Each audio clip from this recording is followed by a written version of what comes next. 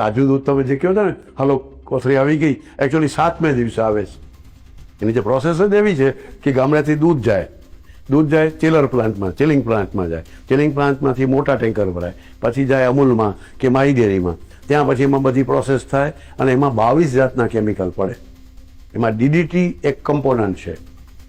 DDT તમે જંતુ મારી નાખે ને, કે જંતુ વગરનું દૂધ દેવું છે લોકોને, હાઈ ક્લાસ હેલ્ધી દૂધ દેવું છે, એટલે ડીડીટી એટલે એ જંતુને મારનારો પદાર્થ. એમાં ડિટર્જન્ટ પડે, સફેદ જોઈએ, દૂધ કી સફેદી ફલાણા સે આए, એ અંદર હોય, નાખવું જ પડે તો જ એક સરખું થાય. ટોન્ડ કરવું છે એટલે એમાં બીજું કેમિકલ નાખવું તો એક સરખું. નહીં તો આપણો દૂધવાળો આવે તો એ કોક દી પતલું હોય, કોક દી જાડું હોય, કોક દી પીળું હોય, કોક દી તો એ એક સરખું આવે ડેરીનું, ને તમને ખુશ કરી દે કે અમારું દૂધ તમને એક સરખું આવશે. પણ એક સરખું કરવા માટે એને ઇમલ્સિફિકેશન કરવું પડે. ઇમલ્સિફિકેશનમાં ખાસ કેમિકલ નાખવું પડે તો એ એક સરખું આવે, એક સરખો કલર, એક સરખી કન્સિસ્ટન્સી, એક સરખી ઘનતા, એ બધું આવે.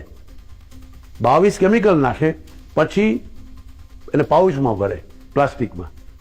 એ પાઉચમાં ભરાય, પછી જાય બારે અને તમારા ઘર સુધી પહોંચે, પાછું ધોળકા થઈને, આમ બગોદરા થઈ, લીંબડી ચોટીલા થઈને પહોંચે. એ 7મે દિવસે આવે. તાજું દૂધ તમે જે